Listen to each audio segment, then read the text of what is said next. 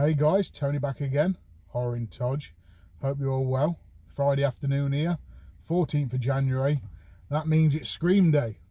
Very good. I've been looking forward to this day. So the new Scream 2022 film's out today. I'm off to see a 3:15 showing, my first showing at my local cinema. I've watched Scream 4 in preparation a few nights back. Absolutely love that film. It's so, just so tongue-in-cheek. Brilliant film, I loved it.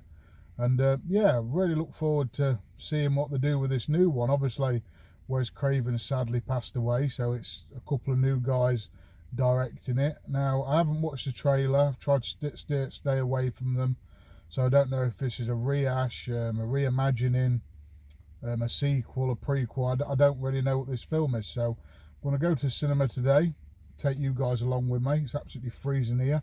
Foggy, you can see in the background. It's been about -2 all day here in the UK, so it's absolutely freezing. That's why I'm wrapped up like a bloody snowman. Can't believe I actually look fatter than I am. I didn't think that was possible, but here we are.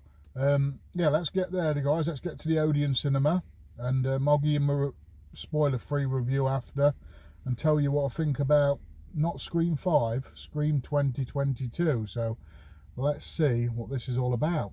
Catch you after the film.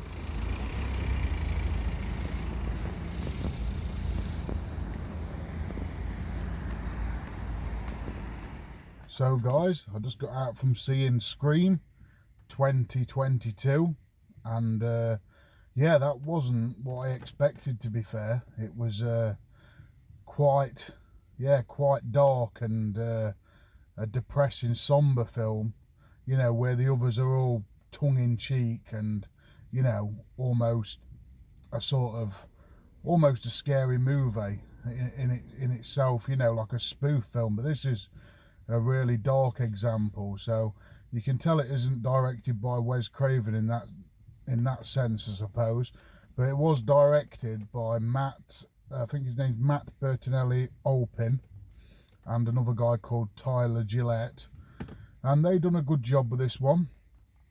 Like I say, really dark. Ghostface is the brutalest they've ever been.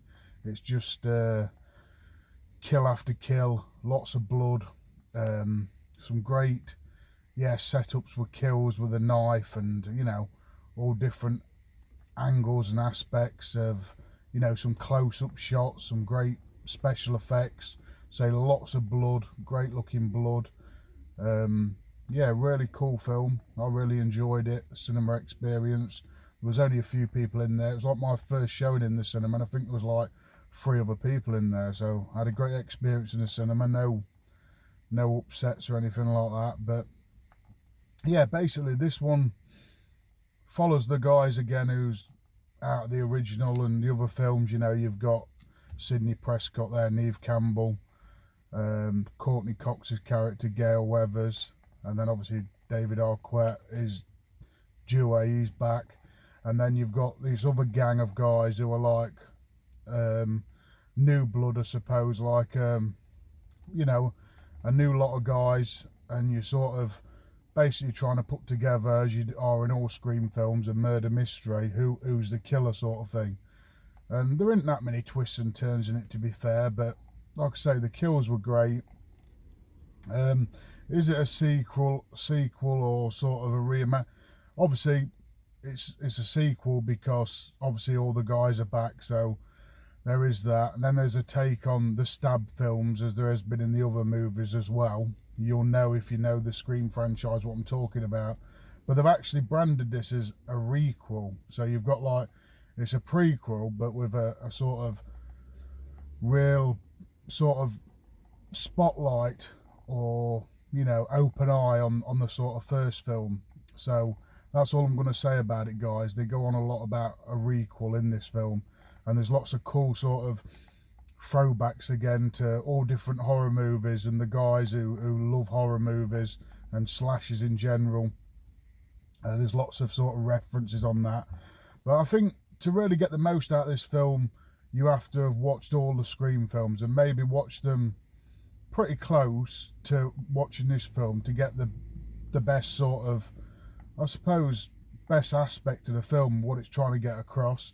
because there's lots of sort of references and Easter eggs in there from the first film and all the other films as well. You've still got you know, Officer Hicks and stuff in this as well from the fourth one, and there's other guys pop up from out of the other ones as well. So if you watch them all, or if you're a big Scream fan and you've watched them a lot of times, you will get the most out of this film.